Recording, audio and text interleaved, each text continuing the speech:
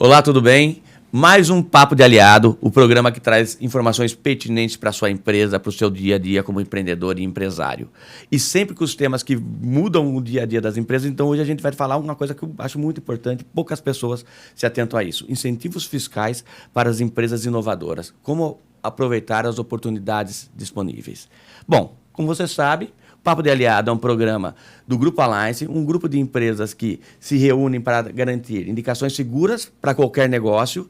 E estamos aqui também para você entrar, www.grupoalliance.com.br, e já curta, compartilhe, faça tudo que você puder com esse vídeo aqui, tá, pessoal? Já estou aqui do meu lado. Casa, exato. Já sabe, já. Apresentar o Rogério, meu parceiro. Vai, Rogérião. Tudo bem? Sejam bem-vindos a mais episódio. De novo, um episódio bom que vai trazer muito conhecimento para você que quer empreender, quer ter oportunidades, né, Paulo, através de incentivos fiscais. Esse episódio está muito bom, muito rico. E, antes de mais nada, começa apresentando nossos convidados. Exato. É importante falar que a gente vai falar muito de inovação. Inovação. Aqui. Todo mundo quer falar, investir, vem falando dessa questão de inovação e tem como aproveitar a lei de uma forma muito legal para poder investir em inovação na sua empresa. Então, vou apresentar os dois papas aqui que a gente trouxe, os dois especialistas pra caramba, que já vieram várias vezes aqui já tem até o crachazinho. O Lucas já passa aqui, Lucas Barduco. Tudo bem, Lucas?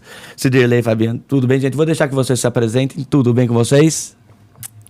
Bom, pessoal, tudo ótimo. Queria aí desejar um bom dia e um bom evento a todos. Agradecer ao Paulo, ao Rogério, ao Lucas e a todo o time aqui da Ytech e do nosso Grupo Alliance aí pela oportunidade para a gente estar de novo aqui falando desse tema que envolve inovação, né, e envolve linhas de recursos aí para inovação, seja na parte de incentivos ou na parte de captação de recursos.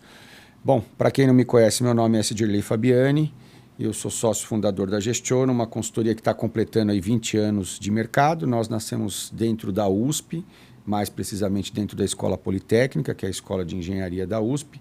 Até hoje a gente tem um vínculo forte com a Universidade de São Paulo, mas atualmente mais ligado à FEA, né, que é a Faculdade de Economia e Administração, onde eu fiz depois minha graduação em Administração, mestrado, dou algumas aulas lá na parte de empreendedorismo e inovação, e acho que basicamente é isso, né? São 20 anos já aí nesse segmento, e vamos aí bater um papo aí para ver as oportunidades que estão disponíveis aí no momento. Maravilha. Lucas, bom dia. Dá sua história aí para nós. Bom dia ou boa tarde, boa noite, dependendo da hora horário que vai assistir, a pessoa vai assistir, né? Mas a gente está gravando de manhã aqui.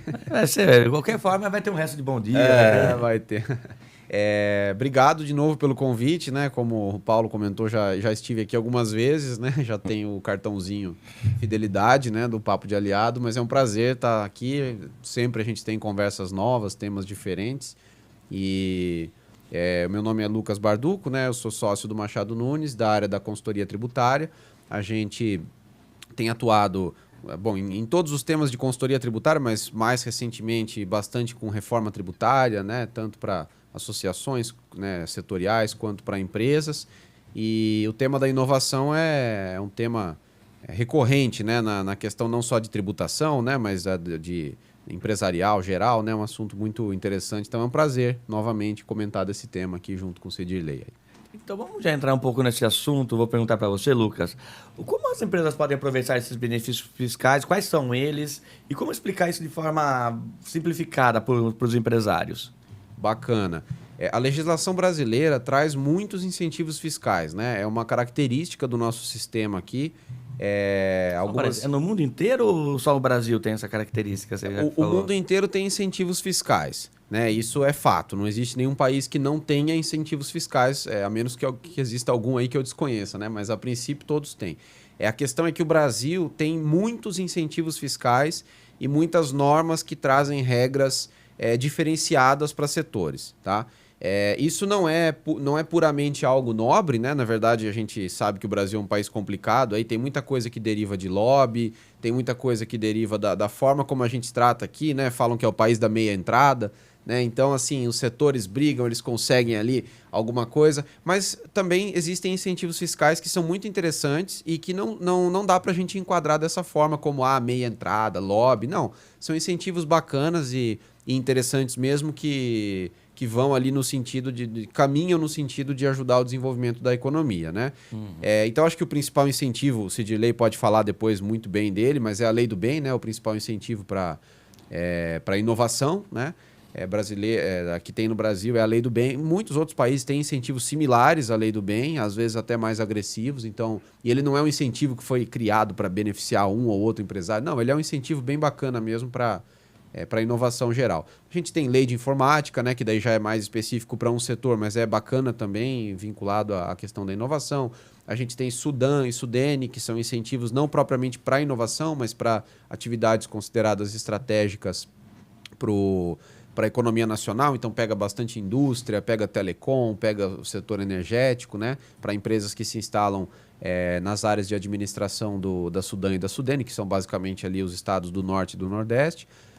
A gente tem incentivos estaduais, concedidos incentivos de ICMS, que aí eles podem ou não ter grandes contrapartidas, né, exigidas do contribuinte, mas no mínimo você tem que se instalar no local, gerar alguns empregos, né? Alguns exigem um componente de inovação, a maioria não, mas aí você ganha um incentivo estadual. Então a gente tem uma gama aí de incentivos dados pela legislação brasileira que a gente pode abordar aqui hoje. Maravilha. Sidney, dentro disso, eu queria que a gente falou muito da Lei do Bem aqui, que acho que é uma das principais leis que a gente tem em relação a esses benefícios para a inovação, para as empresas. O que é essa lei e como eu posso utilizar? Tá. Quem pode utilizar também, né? Legal. Antes só de ir direto para a resposta, Paulo, acho que vale a pena só fazer uma separação aqui entre dois mecanismos que, de certa forma, apoiam as empresas brasileiras aí a desenvolver projetos na parte de pesquisa, desenvolvimento e inovação.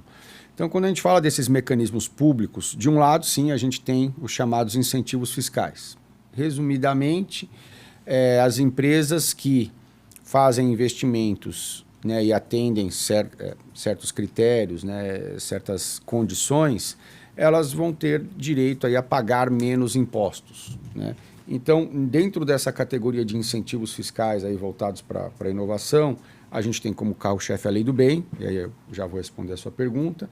Como o Lucas comentou, a Lei da Informática, que desses mecanismos é o mais antigo, né? Surgiu lá em 1991, né? E é um mecanismo setorial, né? Focado aí para a indústria, particularmente, que desenvolve equipamentos aí que contenham aí uma placa-mãe, que contenham hardware, além de equipamentos de telecom. Tem lá uma lista, né, de equipamentos que entram nessa categoria lá, né? Classificação NCM lá, que é a nomenclatura comum do Mercosul. NCM é a nomenclatura comum do Mercosul. Então tem lá uns códigos dos produtos, né, ou equipamentos que podem entrar. Então, computador, televisor, equipamentos médicos hospitalares, equipamentos na parte de telecom, tem também alguns equipamentos até do setor aí automotivo, e entrando num outro mecanismo que nasceu com o nome de Inovar Alto, depois passou por uma... Como que é? Inovar Alto? Inovar Alto, aí foram feitas algumas modificações, passou-se a chamar Programa Rota 2030, e esse nome tem a ver porque as empresas do setor automotivo, especialmente as montadoras, tinham que cumprir algumas metas na parte de segurança e na parte de meio ambiente, e essas metas estavam ali estipuladas até 2030. E aí, com a mudança do governo, né, federal no ano passado, teve a troca aí de ministro, né, saiu o nosso querido astronauta lá, o Marcos Pontes, entrou a Luciana Santos. Esse programa sofreu mais algumas alterações e também uma alteração no nome, passou a se chamar Programa Mover, né, que tem a ver aí com a mobilidade verde aí. Então tem toda essa questão de sustentabilidade, e é um programa específico para o setor automotivo. Então, um lado dessa moeda são os incentivos fiscais. O outro lado é a parte de funding, que a gente chama, que é a captação de recursos públicos para a inovação.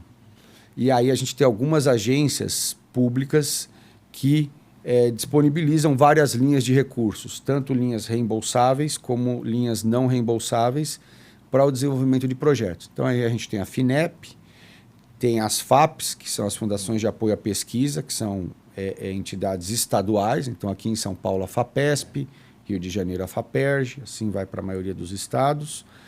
Tem a Embrapi, que é uma agência federal aí que faz alusão à Embrapa, né? Mas é uma agência que promove o investimento aí, não só na indústria, né? Mas em empresas de tecnologia. E aí é um tripé que envolve governo, entidades de ciência e tecnologia, né? As ICTs, Instituições de Ciência e Tecnologia, e o setor privado.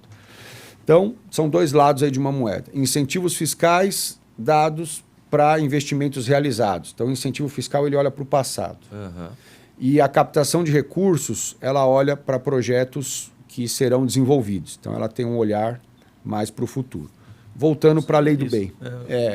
Então, tipo, a lei do bem, olha para o que foi no passado. Ela olha para o que você investiu e ela vai te dar um incentivo, ou seja, vai reduzir a sua carga tributária de certa forma em cima de um investimento efetivamente realizado e não de algo que será realizado. Agora, quando eu vou na FINEP... Eu pensava que era diferente. Eu pensava, olha, eu vou pensar eu vou montar um projeto e vou... Essa era a minha pergunta. Não, então, já investi, eu olho para trás... Eu desenvolvi ali, eu fiz um investimento no desenvolvimento de um software, de um medicamento, da peça, né, uma peça de veículo, de um alimento para pet, um suplemento, uma tinta, seja lá o que for. Eu já fiz aquele investimento. Em cima disso, eu monto um relatório com o detalhamento dos projetos, o investimento realizado, e eu tenho, de certa forma, um crédito, né, eu posso ali ter um abatimento nos principais impostos federais. Uma dúvida aí, eu já vou cortando. Desculpa, mas... Sem problema. O que pode ser enquadrado nisso? Porque muitas vezes, olha, eu fiz um investimento, mas qual investimento que eu fiz que pode enquadrar nisso, o que não pode? Como eu vou saber isso? Eu vou complementar a sua pergunta, porque você falou, por exemplo, ração, você falou... Medicamento. Qualquer empresa tem acesso? Aí a gente volta na pergunta do Paulo, né? Quais são os critérios para se utilizar a lei do bem, né? Embora ela seja um mecanismo mais abrangente, porque ela não é um mecanismo setorial, tem empresas de todos os setores, químico, petroquímico, farmacêutico, bens de consumo, alimentos, automotivo, software aplicado a aos setores aí, setor financeiro, e-commerce, educação, né? Então, não tem limite em termos setoriais, mas ele tem um limite em termos aí de regime fiscal, aí, regime, né, da parte de tributação. Então, ele está restrito, infelizmente, a empresas no regime do lucro real. Hoje nós temos no Brasil, acho que quatro tipos de regime. Então, lucro real, normalmente para as empresas médias e grandes, né? Obrigatoriamente para as empresas que faturam aí acima de 78 milhões ano, e alguns setores como um banco, necessariamente mesmo que fature menos, ele precisa estar no lucro real. Aí no meio aí tem o lucro presumido e a maior parte das empresas brasileiras, incluindo praticamente todas as startups, que são empresas de base tecnológica por natureza, elas nascem no Simples Nacional. Então, quem está no Simples Nacional, no lucro presumido, não conseguem utilizar diretamente nem a lei do bem, a lei da informática também tem uma pequena condição que é possível, o programa Mover também não. E tem um quarto, que a gente nem cita muito aqui, que é o MEI, né? Que é o microempreendedor individual, que esse, na visão do governo, tanto o MEI como o Simples Nacional, como o lucro presumido, já configuram um regime diferenciado. Então, eles entendem que o regime em si já é um benefício. E em outros países, só para fazer um paralelo, como o Lucas falou, né, esse tipo de incentivo existe em boa parte do mundo, pelo menos do mundo desenvolvido. Quando uma startup entrega o relatório, mas ela ainda não está recolhendo imposto, não está faturando, alguns governos depositam esse crédito na conta da empresa. E aí ela pode usar esse recurso, né? No Brasil, não. Tem essa grande restrição. Somente empresas no lucro real. A outra restrição é que as empresas precisam ter lucro fiscal para conseguir utilizá-lo, do jeito que a lei está hoje. Tem um projeto de lei que já está aí há alguns anos e agora está no Congresso, que visa corrigir isso, permitir que empresas em ano de prejuízo elas possam, né, entregar lá o relatório, o formulário, e esse crédito ele poderá ser utilizado nos próximos anos. Mas isso hoje não é válido. Então, lucro real, lucro fiscal e investir em projetos que são considerados de pesquisa, seja aí pesquisa básica, pesquisa aplicada, desenvolvimento experimental, pesquisa e desenvolvimento visando a inovação. Então, um ponto importante é, a Lei do Bem ela não incentiva a inovação, mas ela incentiva as atividades de pesquisa e desenvolvimento que visam a inovação. Tanto é que tem casos de projetos que não são bem-sucedidos, né? Ou seja, não chegam ao resultado esperado, mas ainda assim o investimento feito nesse projeto que, em tese, deu errado, ele pode ser incentivado. Porque a ideia da lei é incentivar exatamente o risco. Toda vez que você vai tentar desenvolver algo novo, ainda que seja novo só para você, pode ser que o concorrente já tenha aquela tecnologia, mas pode ser algo novo para você. É uma visão do brasileiro, né? Até eu estava vendo uma vez um americano, o brasileiro acha, olha, não consegui finalizar, foi um fracasso. Estava vendo uma vez a história do Isso é um aprendizado. Silício. Eles falam, gente, ter dado errado não é um fracasso, é um processo que eu vou ter para um dia dar certo. Sim. Eu acho interessante esse ponto, que é o seguinte, né? O Sidney falou das startups, né? A startup, tem muita startup que está no lucro real, mas não porque ela fatura acima de 78 milhões, longe disso, mas porque ela dá prejuízo, né? E aí, por dar prejuízo, ela prefere ficar no lucro real para não pagar os tributos, né?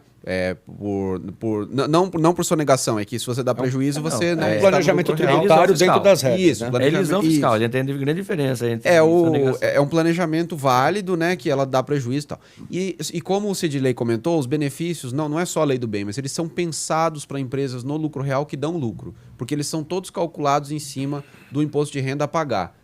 Tem incentivo que não tem nada a ver com inovação. PAT, Programa de Incentivo de da Alimentação do Trabalhador. Ele é pensado, se você não tem lucro, você não consegue usar.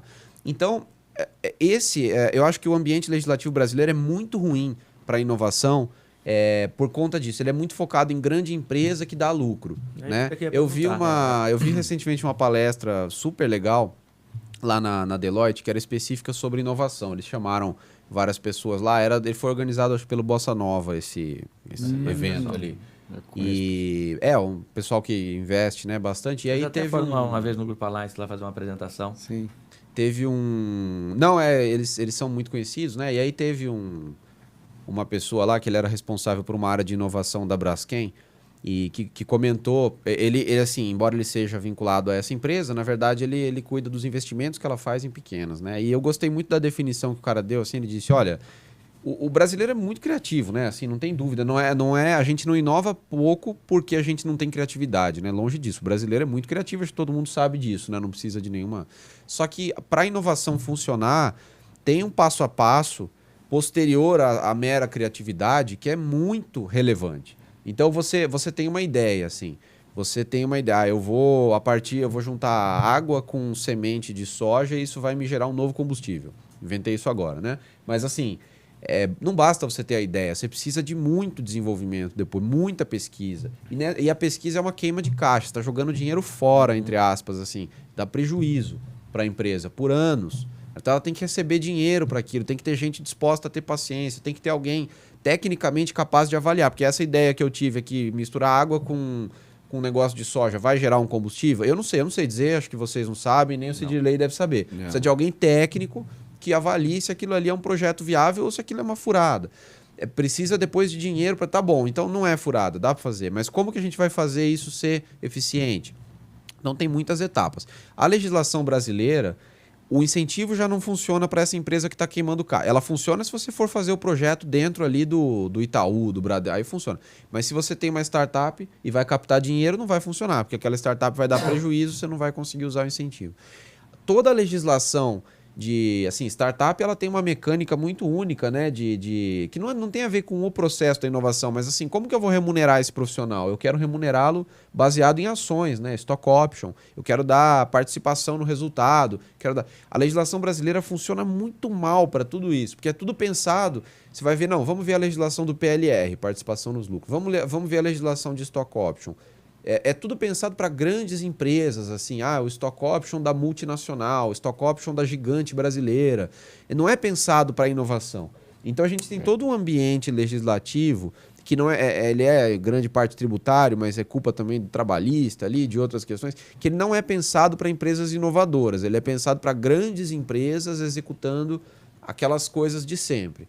Né? Então, infelizmente, eu estou pegando o gancho aqui na questão do lucro real e de ser lucrativa. Né? Infelizmente, esses incentivos eles são mais pensados para empresas no lucro real e que dão lucro.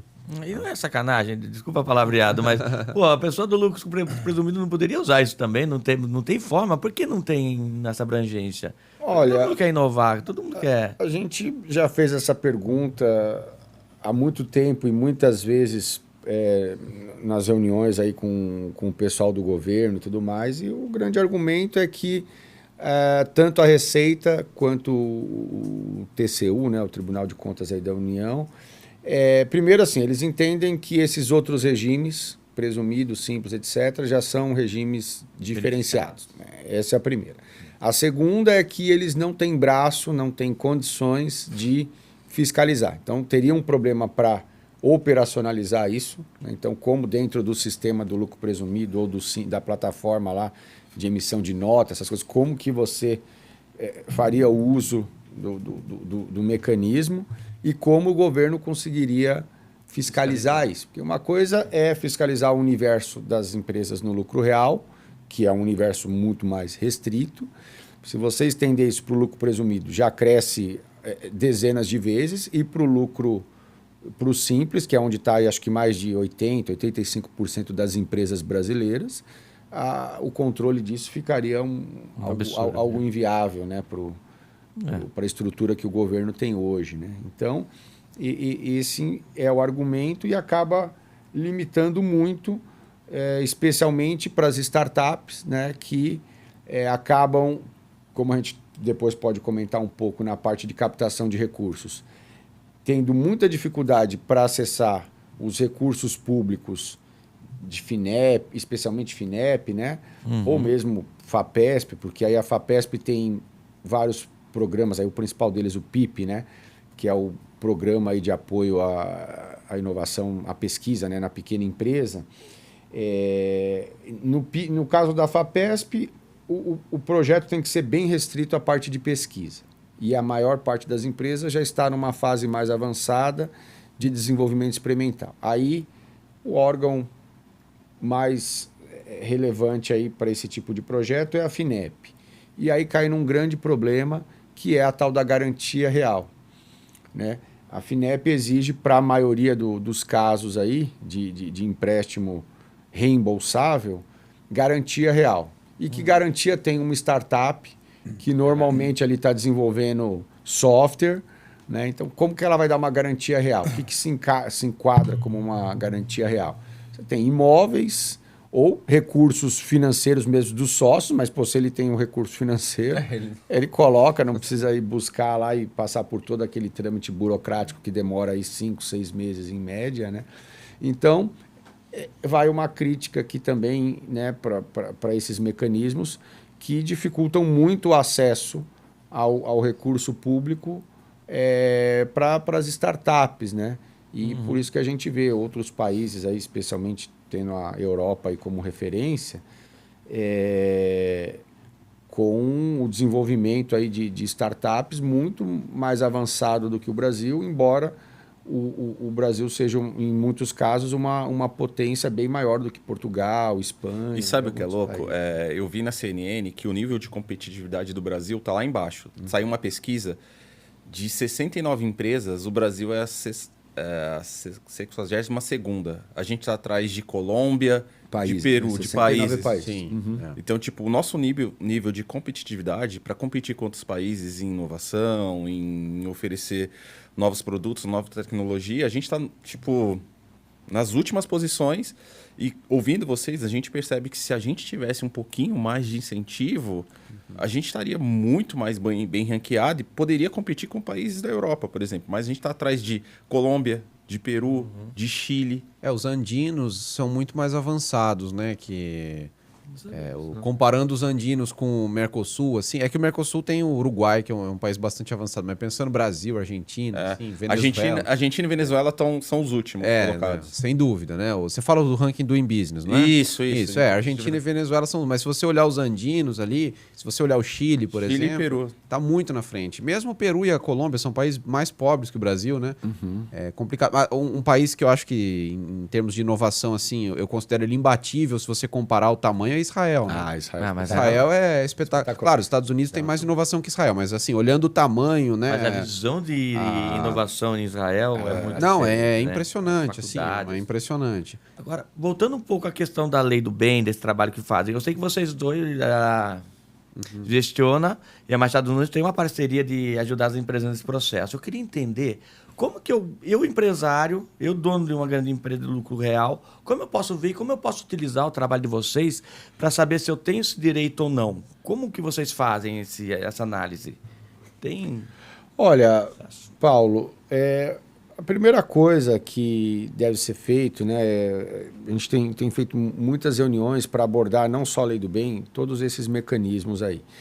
Inclusive a parte de funding, que está com uma procura muito grande aí, né, as empresas atrás de recursos mais baratos, né, do que buscar isso. Funding? Explica para você. Funding é um termo em inglês, né, que a gente usa aqui para captação de recursos, no caso, voltados para a inovação. Então, buscar recursos, no caso, públicos, voltados para projetos de pesquisa, desenvolvimento e inovação. Então, as empresas querem, de um lado elas querem incentivo, de um lado ela quer incentivo, quero pagar menos imposto de forma proporcional ao que eu invisto nos projetos. E do outro lado eu quero mais dinheiro, preciso de dinheiro para acelerar os meus desenvolvimentos, seja um software, seja um medicamento, um alimento ou qualquer tipo de produto.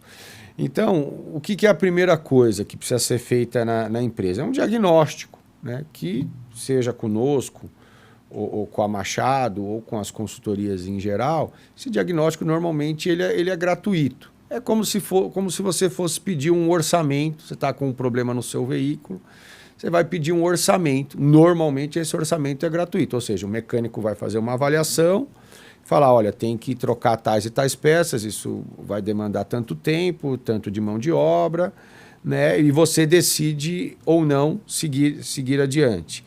O diagnóstico é parecido. Primeira coisa é olhar os projetos que a empresa está investindo ou investiu, aí, especialmente no ano anterior, porque a lei do bem ela tem uma janela, assim como a lei da informática, o mover, do último ano fiscal.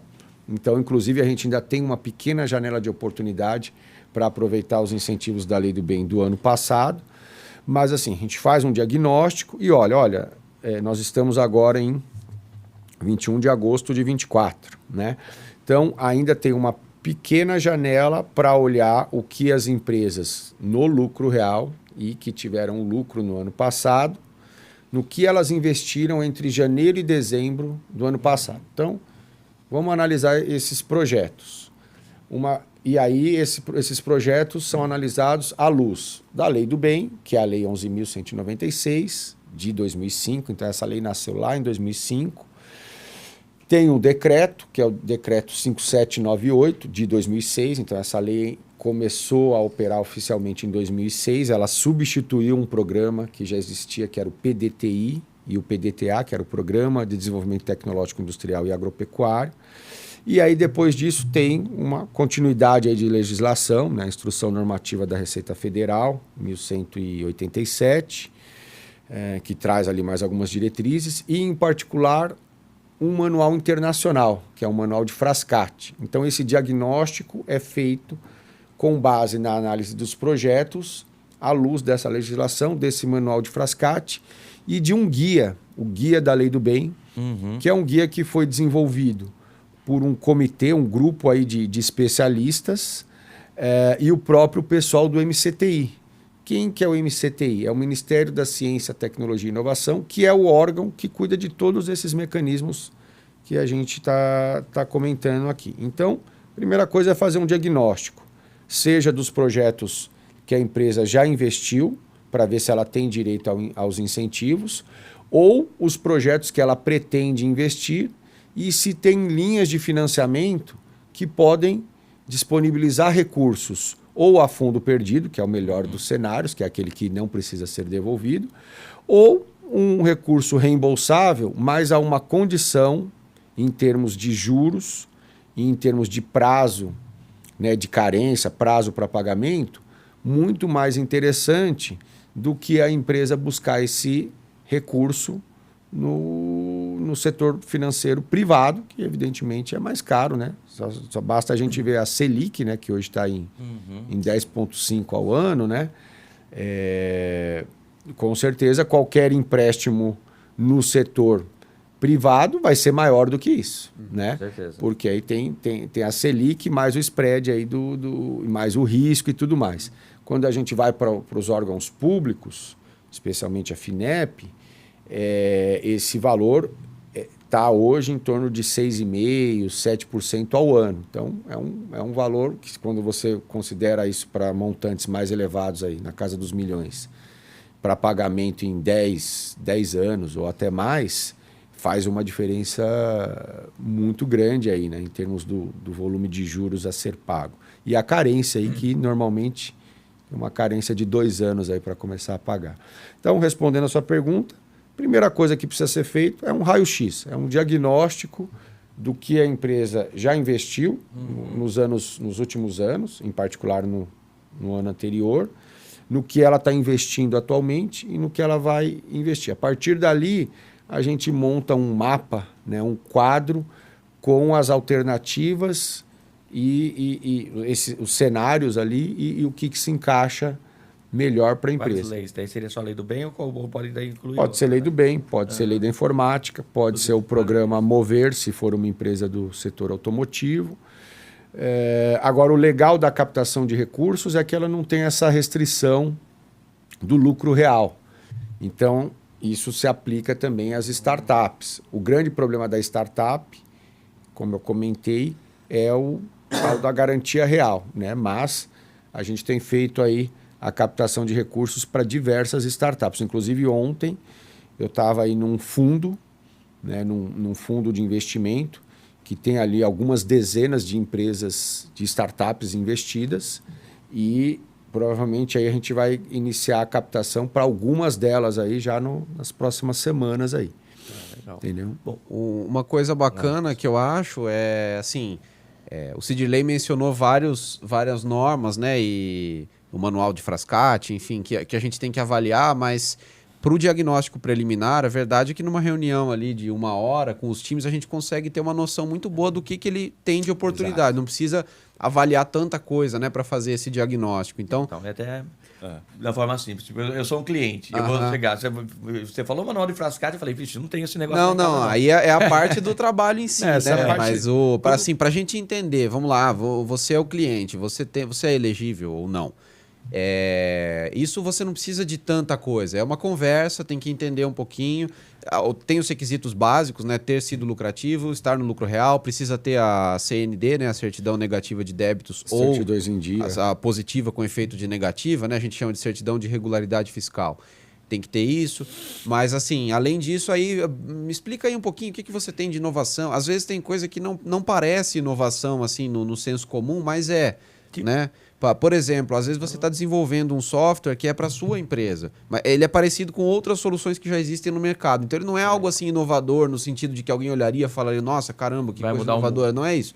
Mas para aquela empresa é inovador, é inovação para ela, né? Então, isso dá direito ao incentivo. Aí a gente tenta entender se ele tem. Outro ponto que eu acho bacana também é o controle, né? Como o Sidney falou, você está olhando para o ano passado. Então, a gente vamos ver, que investimento você fez no ano passado? Eu fiz esse. Mas você tem isso mais ou menos segregado? Assim, por exemplo, o Paulo trabalha metade nisso, metade no marketing. Você tem a segregação do tempo que ele gastou em cada coisa? Não tenho. Já fica mais difícil. Então tem um trabalho também constante, né, de aprimoramento dos controles internos e, né, para você saber dizer exatamente quanto você gastou na atividade considerada incentivada, que a gente faz de forma permanente. Então esse cliente que a gente trabalhou junto, que a gente transmitiu o Form PID recente, Form PID é o formulário que você manda para o Ministério, né, comprovando ali os Que tem que mandar gastos. até o dia 30 30 de setembro. prazo Tem prorrogado. mais 40 né? dias aí. Tem mais 40 dias. O do que a gente trabalha junto, a gente mandou no prazo até com o seu original ali, né? Era Antes 31 da- do 7, né? Que a 31 gente de já julho. vem fazendo esse trabalho há bastante tempo. Mas aí a gente já presta uma assessoria constante com eles nesse sentido. Já vamos preparando o do ano que vem, né? Então E em média, assim, do início do projeto até você começar a ter o benefício, quanto tempo mais ou menos?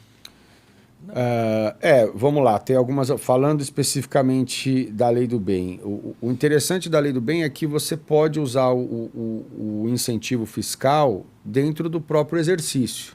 Então a gente tem aí muitos clientes que a gente está em agosto agora e ele está usando o benefício dentro do ano. São empresas que já têm um grau de maturidade, já utilizam a Lei do Bem há um certo tempo, já possuem esses controles, toda essa parte do ambiente, né, do controle, gestão dos projetos, apontamento de horas, centro de custo, ou o melhor dos cenários, que é a contra contábil específica para esses projetos. Ela já tem isso interno e consolidado. Aí isso permite que ela utilize o incentivo mensalmente, se ela estiver no regime do lucro real anual. Então ela pode, por exemplo, em fevereiro, já no pagamento referente à competência janeiro, fazer o cálculo e utilizar o incentivo mês a mês, ou ela pode deixar concluir o ano, até para ter certeza se ela vai ter o lucro fiscal, que é um requisito, e aí utilizar no fechamento do exercício. E se ela estiver no regime do lucro real trimestral, ela pode utilizar, ou ela deve utilizar no fechamento de cada trimestre. Até porque se ela não utilizar no fechamento, aí o Lucas pode até falar um pouco melhor, ela vai ter que fazer uma retificação, aí envolve retificar DCTF, vai ter que fazer um processo lá chamado PERDCOMP. Isso vai dar um pouco mais de trabalho. Vale muito a pena mesmo. Então, empresas que eu queria tentar recuperar o incentivo do ano passado, com certeza vale muito a pena, mas ela vai ter um trabalho de retificação que, se ela fizesse o trabalho dentro dos prazos fiscais normais, ela não precisaria fazer essa retificação. Então, ela pode usar dentro do ano, ou esperar fechar o exercício, ou usar depois em atraso. Aí vai ter que fazer alguma retificação ali, não é nada muito complicado, se o Lucas quiser comentar um pouco mais. Mas o mais importante, a obrigação acessória mais importante é a que o Lucas citou, que é o Form PID. O formulário precisa ser entregue normalmente até 31/7, da mesma forma que se entrega a declaração de imposto de renda. Então, até 31/7 do ano atual, você tem que entregar o que aconteceu do ano anterior.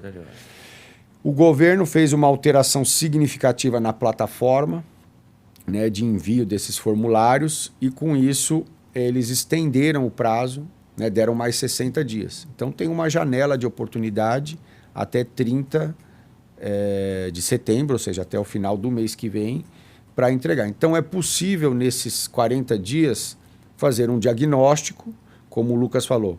O diagnóstico ele pode ser feito em poucas horas.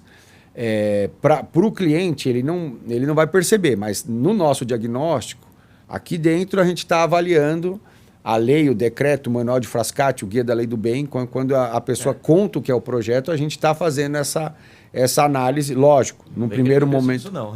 Não, as empresas não precisam se preocupar, a consultoria se preocupa com isso. Aí depois, no nível de detalhamento, aí a gente vai fazer um enquadramento mais robusto para que a empresa tenha segurança a usar esse incentivo, né? Porque tanto o Ministério como a Receita podem pedir complementos ou justificativas, então é importante ter o projeto e os investimentos muito bem embasados aí na lei. É interessante esse ponto que o Sidney comentou do usar ao longo do ano ou usar depois que já fechou o período. né? Isso é muito interessante, porque a gente conhece empresas que usam quando já fechou o período, tanto no anual quanto no trimestral, né? Então, vamos dizer o seguinte, pensa mesmo no anual. O anual você paga uma antecipação mensal do imposto de renda, né? E aí em dezembro você fecha o período. O que acontece? Algumas empresas vão fazer o cálculo da lei do bem, vão lá para abril, maio, junho, né? Mais para frente, e aí elas retificam a declaração para reduzir o imposto de renda a pagar.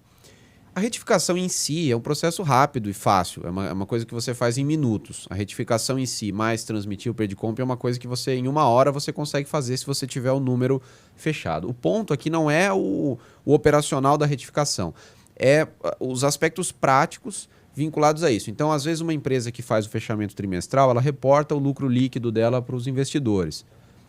Se for uma empresa de capital aberto, ela reporta para os acionistas. Sim. Né? Mesmo que seja uma empresa fechada, às vezes ela é auditada, ela tem alguma coisa. Então, assim, é muito comum que a empresa já tenha apresentado aquele lucro líquido para um monte de gente. E a lei do bem mexe justamente nessa última linha do balanço, que é o lucro líquido, né? Para quem não é muito familiarizado com contabilidade, né? Mas você tem ali receitas, custos, despesas operacionais, outras receitas. Né? Aí você vai descendo, tem ali lucro antes do imposto de renda. Aí você tem o valor do imposto de renda, lucro líquido. Lucro líquido é a chamada última linha do balanço, né? Que o pessoal fala. Se você mexe nesse imposto de renda, você mexeu no lucro líquido. Então você já reportou aquilo para um monte de gente, aquilo já foi auditado, dependendo como foi, você já publicou aquilo em jornal, né, se for uma empresa de capital aberto, aí você vai mudar aquilo ali. Então é algo assim complicado em termos operacionais, às vezes gera uma burocracia, por mais que seja uma mudança para o bem, digamos, né, aumenta o seu lucro líquido, mas não é bom. Então o melhor procedimento é você usar ao longo do ano, além do que existe uma vantagem evidente, que eu prefiro deixar de pagar o imposto hoje do que deixar de pagar lá na frente. A Receita te devolve com juros Selic simples, não é nem juros compostos, é juros simples. Então, normalmente, o custo de capital... Normalmente não, né? Acho que de qualquer empresa, o custo de capital é maior do que a Selic. Então, é melhor ter dinheiro na sua mão do que deixar o dinheiro com a Receita para ela te devolver depois atualizado. Né? Então, se você tem esse nível já de organização, maturidade, controle para aproveitar ao longo do ano, é melhor. Se não, aproveita depois... Né? Vai ter esses inconvenientes, mas o importante é não deixar dinheiro na mesa, né? Uma questão que você colocou que eu achei interessante a gente abordar aqui é o que eu posso incluir. Geralmente, quando a gente fala em gastos com inovação, eu penso em equipamentos. Mas você falou a questão de mão de obra também. Então, o que pode ser incluso nisso aí? Na verdade, a mão de obra é um ponto fundamental. Até porque é muito complicado você aprovar... Mensurar, né? E você conseguir aprovar um projeto junto à equipe do MCTI que não tenha recursos humanos próprios, né? Porque, em princípio, ele vai ferir o conceito básico lá de um projeto que visa a inovação, que é a concepção. O conceito básico lá de inovação tecnológica da Lei do Bem é que inovação tecnológica é a concepção de um novo produto, processo, software ou sistema, ou a melhoria significativa de um produto, processo ou serviço já existente. E para você fazer a concepção, a gente estava até falando um pouco antes aqui do início do nosso bate-papo aqui sobre inteligência artificial, por mais que ela tenha ajudado muito aí em praticamente todas as áreas aí do conhecimento e das áreas profissionais, ela ainda está muito longe, né, de substituir o ser humano. E imagina, então, uma inteligência artificial fazer a concepção de um projeto. Né? A concepção ainda por muito tempo vai ser feita por humanos. E isso fica caracterizado num projeto na Lei do Bem quando você tem pessoas da própria empresa participando. Sejam pessoas com vínculo empregatício formal, que é o pessoal CLT, né, com carteira de trabalho, ou sócios, né? Pode ter a participação de terceiros? Pode, até é incentivado que se tenha a participação de terceiros, universidades, centro de pesquisas, outras empresas privadas e tudo mais, né? Tem algumas restrições aí, mas é muito comum ter outras empresas. Então, assim, o que entra fundamentalmente no cálculo do principal incentivo da Lei do Bem, porque tem mais de um, né, mas o principal deles que está atrelado a redução da base do IR e da contribuição, os principais itens que entram aí são os seguintes. Primeiro, recursos humanos, né? Sejam sócios ou pessoal CLT. Se for CLT, aí a gente vai analisar a folha de pagamento e cruzar com um item muito importante que o Lucas comentou, que é, por exemplo, o apontamento de horas. Então, mês a mês, a empresa, né, ela deve ter aí um controle de gestão aí dos projetos, que inclui aí o apontamento de horas. Então, para cada pessoa, a gente vai cruzar a folha de pagamento por projeto, de acordo com o apontamento de horas, isso mês a mês, porque isso pode ter variação. Normalmente tem variação de um mês para o outro, ainda que essas pessoas sejam de dedicação exclusiva aí aos projetos. Então, recursos humanos. O outro item, serviços de terceiros. Então, olha, eu preciso fazer um teste que eu estou desenvolvendo, sei lá, um medicamento, eu não tenho equipamento que custa, pode custar aí milhões, eu não tenho equipamento para fazer isso, então eu vou contratar um laboratório para fazer esse teste. Então, isso também entra. O outro são os insumos, né, os materiais de consumo para desenvolver aí os protótipos, para realizar os testes, isso se for um produto físico. Quando a gente está pensando numa empresa de TIC, aí, né, de tecnologia da informação e comunicação, normalmente esse item não vai ter. Esse item vai ficar restrito a RH e serviços de terceiros. Então, RH, serviço terceiro, material de consumo, pode entrar aí viagens técnicas, pode entrar aí gastos com propriedade intelectual, né? E esse item que você comentou, Paulo, da aquisição de equipamentos, a aquisição de equipamentos em si não entra para essa base de cálculo relacionada à redução de imposto de renda e contribuição social. Tem outros dois benefícios voltados à aquisição de equipamentos.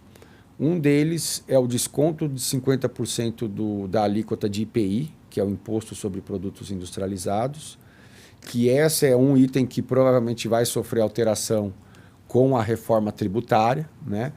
Mas qual que é a restrição? Esse equipamento precisa ser exclusivo para pesquisa e desenvolvimento. A Lei do Bem não incentiva a aquisição de equipamentos para produção, né? Então, eu quero ampliar minha capacidade produtiva, vou lá comprar uma máquina da Itália, do Japão, da Alemanha, da China, ou uma máquina nacional. Se ela for voltada para a produção, não tem incentivo da Lei do Bem. Agora, eu vou comprar um microscópio eletrônico, uma balança de precisão, né, qualquer outro equipamento que vai ter ali um uso para pesquisa e desenvolvimento, aí eu consigo comprar esse equipamento com esse desconto do IPI e depois eu posso fazer a depreciação integral desse equipamento também. Ou seja, ao invés de fazer a depreciação tradicional, normalmente ali em 5 anos, eu faço a depreciação ali no ano de aquisição. Mas, dentro desses 3 principais mecanismos aí da Lei do Bem, sem dúvida nenhuma, o mais relevante é o que reduz a base de imposto de renda e contribuição, que gera um ganho de caixa para a empresa. Esse número é bem importante. Normalmente entre 20,4% e 27,2%. Ou seja, se eu investir R$1 milhão no ano passado, juntando meu time próprio, juntando serviço de terceiro, material de consumo, viagem técnica, cursos técnicos, calibração e aferição de equipamentos do laboratório de P&D, né, gasto com propriedade intelectual. Se eu gastei lá R$1 milhão, eu consigo recuperar aí entre 20% disso, que dá R$200 mil, até R$270 mil. Em alguns lugares a gente vai ver, isso pode chegar a 34%? Pode. É um caso mais raro que envolve patente concedida, que é um outro tópico, que é difícil da gente conseguir isso dentro do ano, porque isso depende da aprovação do INPI, que é o Instituto Nacional de Propriedade Industrial, e isso no Brasil, infelizmente, demora ali às vezes 4, 5 anos aí para sair. Então, a empresa pode até provisionar isso, fazer o registro, mas para ela utilizar sem correr riscos, ela precisaria aguardar o pedido de patente. Mas, em média, 20% a 27%. E aí, um dado curioso, se a gente pegar os dados de 2022, que estão inclusive lá no site do MCTI, né, do Ministério de Ciência, Tecnologia e Inovação, das aproximadamente 3.500 empresas que utilizaram a Lei do Bem em 22, o ganho de caixa médio foi de 2,2 milhões. Ou seja, em 2022, as empresas investiram aí, em média, 10 milhões de reais no ano, né? E elas conseguiram recuperar 2,2 milhões. Lógico, como toda a média, pode ter distorções aí. A gente vai ter as grandes empresas do setor automotivo, de telecom, farmacêutico, bens de consumo, que tomaram aí um incentivo na casa das dezenas de milhões. Nós temos vários clientes nessa situação. E empresas pequenas, mas no lucro real, que tiveram lucro fiscal, que investiram lá 1 milhão e recuperaram 200 mil. Na média, 2,2 milhões. Veja que é um recurso bem interessante, mesmo para uma grande empresa. É um recurso que não tem praticamente burocracia para ser obtido, né? É um incentivo de uso administrativo e automático ali. O que precisa é fazer um relatório muito bem feito, lógico. Igual o Lucas comentou, né? Partindo de projetos que se enquadrem, né? Isso é requisito, né? E fazendo um relatório muito bem feito. E aí é nisso que a gente é muito forte, ajudar as empresas, né, a fazer essa gestão. Legal. E esses relatórios muito bem feitos para garantir a aprovação lá junto ao Ministério. Mas você falou uma coisa que daí eu quero até perguntar para o Lucas. Você pôs a minhoquinha. A gente está no segundo semestre de 2024 e a notícia do momento é a reforma tributária. Uhum. Como que essa reforma tributária vem para impactar nessa questão da lei do bem e de outros benefícios? O que muda na minha vida agora a partir dessa lei? Ela não foi votada ainda, mas a gente já sabe mais ou menos as bases que elas vão seguir, né? Sim. Impacta, muda a minha vida? Legal. Impacta. Impacta um pouco, tá? Não tanto na questão ali dos incentivos, né? Esses incentivos... Primeiro vamos falar assim, a reforma tributária, quando a imprensa fala reforma tributária, o que ela está falando ali é a emenda constitucional 132, que foi aprovada no ano passado. Essa emenda constitucional, o escopo principal dela, o tema, era a tributação sobre o consumo. Então a gente está falando basicamente aí de PIS, COFINS, IPI, ICMS e ISS. São esses tributos, tá? Ela não trata, não diretamente, de imposto sobre a renda, né? Esses incentivos, Lei do Bem, Lei de Informática, Sudan, Sudene, outros que a gente comentou aqui, eles são primordialmente voltados ao imposto de renda. Então, a Lei do Bem, o principal incentivo, imposto de renda e contribuição social sobre o lucro. Uhum. O principal incentivo da Lei do Bem é o desconto, que vai de 60% a 80% desses tributos. Podendo chegar a 100%, né? Mas, em regra, 60% a 80% desses dois tributos. Tá? Isso não é diretamente alterado pela reforma tributária. Então, primeiro ponto, o que a reforma tributária mexe? Esses 5 tributos que eu falei, tem o IPI, que ele está ali na Lei do Bem. O que a reforma tributária fala em relação ao IPI? Que a partir de 2027, tá, o IPI vai ficar com alíquota zero, exceto os produtos que possuem industrialização incentivada na Zona Franca de Manaus. Tá? Qual que é a ideia disso? Parece uma regra um pouco estranha, mas na verdade a ideia é a seguinte: a Zona Franca de Manaus hoje ela tem uma vantagem competitiva em relação aos outros locais, né? Porque um dos incentivos da Zona Franca é que quando o produto sai de lá, ele sai sem o IPI, né? Enquanto que o mesmo produto saindo de outro local, ele tem o IPI. Então vamos pensar num ar-condicionado, por exemplo, que é um produto que é feito na Zona Franca de Manaus. Um ar-condicionado que sai da Zona Franca de Manaus, ele sai com IPI zero. Um ar-condicionado que sai daqui de São Paulo, por exemplo, fabricado aqui, ele tem o IPI. Então existe ali aquela vantagem da Zona Franca de Manaus, tá? Essa vantagem... Foram discutidas ali várias soluções, ninguém conseguiu achar uma boa, a que ficou no final do dia foi essa. Então o IPI vai continuar existindo para o produto que tem industrialização incentivada na Zona Franca de Manaus, mesmo após 2027. Para esse produto, vai continuar provavelmente vigente ali o desconto de 50%. Produto que não tem industrialização incentivada na Zona Franca, ele não vai mais estar sujeito ao IPI. Logo, esse incentivo da Lei do Bem vai acabar caindo, tá? Esse do IPI, que é um incentivo lateral, digamos assim, né? Ele não é o principal. Ele vai continuar existindo para certos produtos e para outros não, tá? Aí a emenda constitucional 132 e o projeto de lei complementar que está agora foi votado na Câmara, vai ser votado no Senado, que regulamenta, eles até trazem alguns incentivos para bens de capital, mas aí não é especificamente vinculado à inovação, é bens de capital. Então, bens de capital, tanto a máquina que eu uso para produzir a cadeira que eu vendo, quanto aquele que é usado só no incentivo, ele vai ter ali certas vantagens, mas que não são diretamente vinculadas à inovação. Aí, ponto 2. Então, tá bom. Então, o IPI é essa pequena mudança que vai ter. Imposto de renda e CSL. A emenda constitucional 132 não trata diretamente de imposto de renda e CSL. Então, a princípio, não muda nada. Mas ele traz ali no finalzinho uma disposição que diz o seguinte, ó, em até 90 dias, o Poder Executivo vai enviar um projeto de lei ao Parlamento, né, ao Congresso, para tratar da reforma da tributação sobre a renda. Tá? Primeiro que esse prazo de 90 dias já foi, ele foi em março de 2024, o Poder Executivo não mandou o projeto, né? Mas o fato é que a reforma prevê que vai haver isso em algum momento, e deve acontecer. É que esse ano a gente tem eleição municipal, a gente está vendo ali discussões de outros temas, então não parece ser o momento ali que esse tema esfriou, digamos assim, mas ele deve voltar. Talvez ou ele volte no próximo ano, ou dependendo do cenário político, ele pode voltar depois que tiver a eleição presidencial, pode voltar com o próximo, né? Mas o fato é que em algum momento vai voltar esse tema. E quando fala tributação sobre a renda, aí sim, reforma da tributação sobre a renda é tributar dividendos, isso não muda nada para a lei do bem, e reduzir a alíquota do imposto de renda e da CSL, e isso muda. Então, a gente, só para vocês terem uma ideia do que foi proposto, né? Lá no governo anterior, ainda, um projeto que foi ali concebido pela equipe do Paulo Guedes, ele previa a tributação de dividendos em 15%, e ele previa a redução da alíquota do imposto de renda e da contribuição social sobre o lucro de 34% para 28,5%. Tá?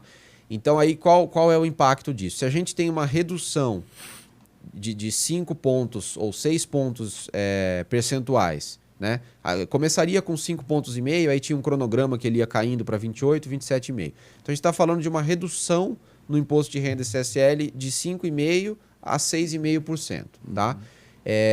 Se você tem um desconto de 60% a 80% em cima disso e a alíquota é reduzida, o que isso quer dizer? Que você vai ter aí uma perda de 3 a 5%, 3 a 5 pontos percentuais em cima do tamanho do incentivo da lei do bem. De caixa. Exato, né? exato. Agora, isso aí a gente está... Brasil é uma coisa bem complicada, assim, porque esse projeto da tributação sobre a renda, isso em 2021, que ainda era o governo Bolsonaro, a equipe do Paulo Guedes, esse projeto dos dividendos ele foi aprovado na Câmara, né, de tributar os dividendos e reduzir a tributação sobre a renda. Foi aprovado na Câmara. As empresas na época, nossa, o tanto eu lembro assim, a demanda de consultoria, puxa, aprovou, até o fim do ano isso aí vai estar aprovado, o que eu faço? Tem que distribuir esse ano, não distribui, né? Como é que eu faço para distribuir sem pagar esses 15? Até que dia eu posso distribuir? Um desespero, pessoas se organizando para fazer isso, de repente o tema morreu, Entrou o ano de 2022, que foi o ano de eleição presidencial, vieram outros milhares de temas, várias coisas que pareciam que não eram tão relevantes foram passadas na frente. A própria reforma tributária, que é se for comparar a tributação da renda com a reforma tributária do consumo, a do consumo é um elefante, assim. A tributação de renda é como se fosse um gatinho, sabe? Em tamanho, em esforço necessário para você movimentar. E passaram na frente. Então eu não sei se vai voltar a tributação sobre a renda, essa reforma, né? Deve, em algum momento, voltar.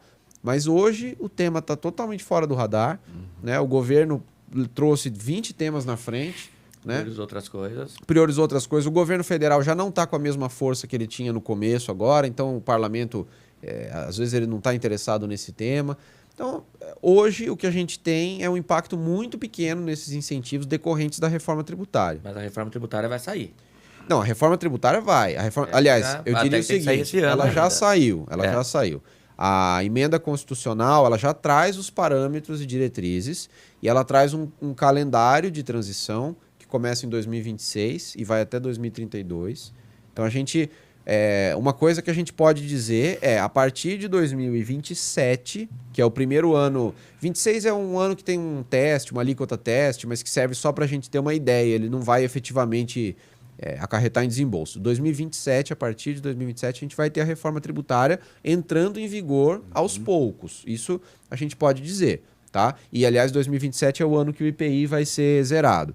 Então, isso a gente pode afirmar. Está rolando o projeto de lei 68, né? Projeto de lei complementar 68, ele já foi aprovado na Câmara, ele vai ser aprovado no Senado até o fim do ano, todo mundo trabalha com esse cenário, e aí eu diria que tem muito pouco espaço para novidades, assim, pode ser que não aprove. Não, esse quase certeza que vai ser aprovado. E aí os estados, os municípios, a própria União, ela vai tendo que atualizar a legislação dela ao longo dos próximos 2 anos, tá?